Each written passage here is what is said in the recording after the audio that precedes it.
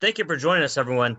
We are joined here today by Brian Limbaugh, former Greenville University men's soccer player. How are you doing today, Brian? I'm doing well. How are you? I'm good. Well, we're going to take a look back at SLIAC men's soccer during the 2000s. You, obviously, a star midfielder for the Panthers back then. My first question for you, you came into college, first couple of years, your team had success, made it to the championship game of the conference tournament. Junior year, a little bit of backslide, but then you finally cracked through your senior year, 2008. What was that moment like for you and your team to finally crack through on that championship? Well, there was several of us there on that team that had experienced that. Obviously, my whole freshman class that I came in with. It was kind of cool because at the moment, that was the first time Greenville had any team win a conference championship and make it to the NCAA tournament. So kind of trailblazing there. So that's something that I always will hold on to. But the actual moment itself, we were the away team. We were at Fontbonne. Just a tough game, struggled with them all over my 4 years there. And it's just nice to finally get one. And it just would have been a tragic experience if we would have, been to two or three of them and not ever broken through. So for us, it was just kind of vindication for all the effort we put in. And definitely, I would imagine, for the coach, because he had been trying for years and years. So. Right. More specifically in that game, like you said, a hard-fought game, hard-fought battle there. You scored the game-tying goal in that championship game just 16 seconds before halftime. What do you recall specifically about that goal? I remember it mostly because it was kind of an error, I would say, a little bit on the other team because the clock was running. There was a foul called outside the box. And the only reason we were able to even get the kickoff is because they weren't giving us 10 yards. So they stopped the clock, and that kind of set up the free kick. So indirect kick. My coach, I don't want to badmouth myself, but my coach would always say 1 in a million because I kicked the ball pretty hard, but a lot of times over the net. And this time I got it on goal in a big moment, and I'm thankful for that. And yeah, tied the game up and kind of propelled us into that second half. I think that momentum, and we all had our juices flowing at that point. Yeah, you mentioned that's kind of funny. You always see the referees trying pushing the players, get the 10 yards, get the 10 yards. And fans might sit there in the stands and be like, oh, well, what's the point of that? Just let them play on. That's for why. That's there Right. for a reason. So can you tell people what it means to be a midfielder? Midfielders don't always get a lot of the stats, right? The forwards are the high scorers, defenders are the shutdowns. Midfielders kind of play that in-between game where offense and defense. What makes a successful midfielder? Well, I think you nailed it there. When I was kind of preparing for this, I thought I had to think about it for a minute, but I think there's all different types. If you watch professional sports, college sports, even little kid sports, I think you'll notice that the main thing that sticks out is you got to be in shape. You got to be a two-way player. You're looked to a lot for a lot of different ways, and you're not always going to be the top goal scorer on your team. You're definitely going to have your opportunities, but you got to be a facilitator. You got to play both sides of the ball, turnover, you got to get back. And you're kind of the eyes for the defense, the first line of defense there. And then on the back end, you got to be instructing the forwards and the outside mids kind of where to go. And you kind of just facilitate and be in shape and be willing to work both ways. Let's go back to your high school days before you, as you were looking at colleges. What made you decide to choose Greenville? Well, honestly, it kind of my choices were kind of narrow, and at the time I didn't know this, but the only teams recruiting me were SLIAC teams, and I had no idea at the time.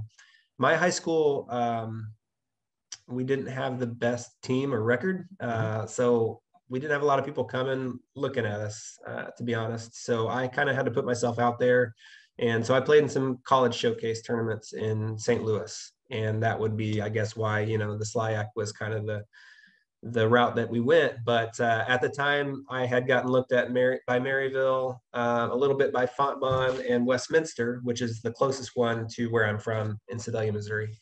But I didn't know it. Like I said, I didn't research the conference and know that.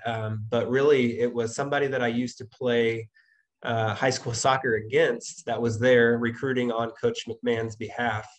And he said, hey, you got to check this guy out. And so he came, he reached out to me by phone, set up some time, and he really just put the most effort into it. And I come from a pretty Christian background. That was a big aspect of it, especially for my parents, knowing that they were sending me somewhere, that was going to be a focus. And I don't want to take up too much time, but I went there kind of thinking that I was going to be, too good. If you're being honest, I was a little bit cocky. I remember my first visit to Greenville, and we played indoor soccer. It was during the winter, and I just got it handed to me.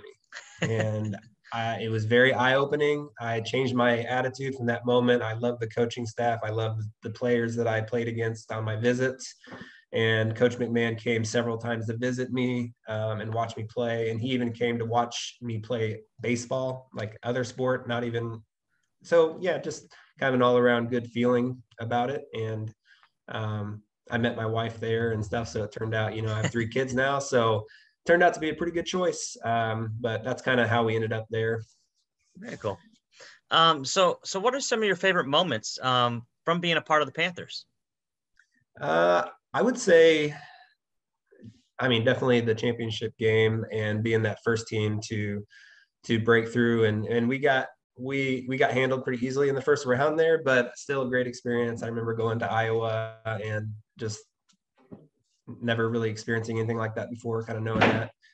We also got to play in the NCCAA tournament down in Florida on some beautiful fields down there. That was really cool. We drove down on those people movers, didn't have these nice charter buses. So a lot of team bonding. But that's kind of what it is. You think Division III athletics, I can't really speak too much to it because I didn't go to Webster or Fontbonne or anything, but at least for us, no air conditioning dorms, my first couple years, you just kind of have no choice but to build relationships. None of you are getting athletic scholarships. So you're all kind of there because you want to be there. You believe in what's happening. And like I said, the Christian aspect as well. So I'll always just remember the team bonding, the way we cared for each other, the way we would work for each other, because it was organic.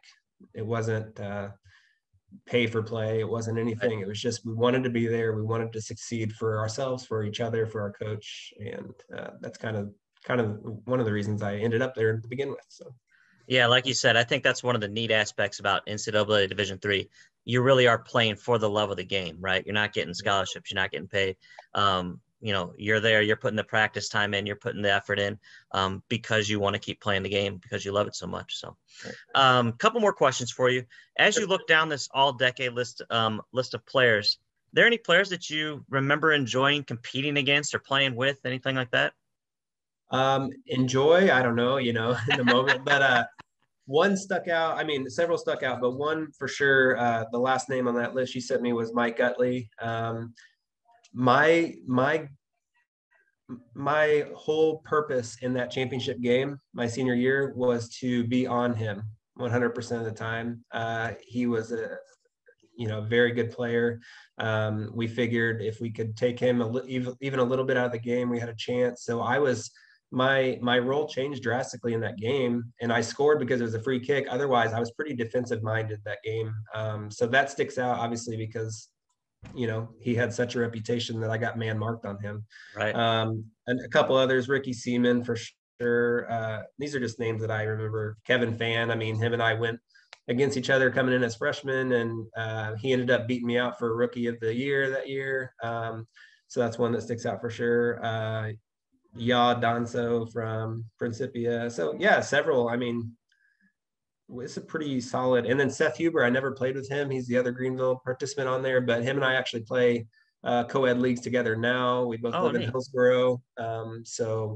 I enjoy to this day playing with him. Neat. And that leads me to my next and final question. Tell everyone what you've been up to since graduation at Greenville. So my assistant coach, when I was there, actually he was a grad assistant when I was there. He's still there on the women's side now, but Jeff Wardlaw. So I took a job that I hated out of college, just kind of took what I could get. I was so focused on soccer that, I maybe didn't put as much thought into what's next, but He knew that, so he offered me a job coaching and running a Happy Feet soccer program. So I did that for 10 years, lived in St. Louis, and then moved to Hillsboro, where I am now.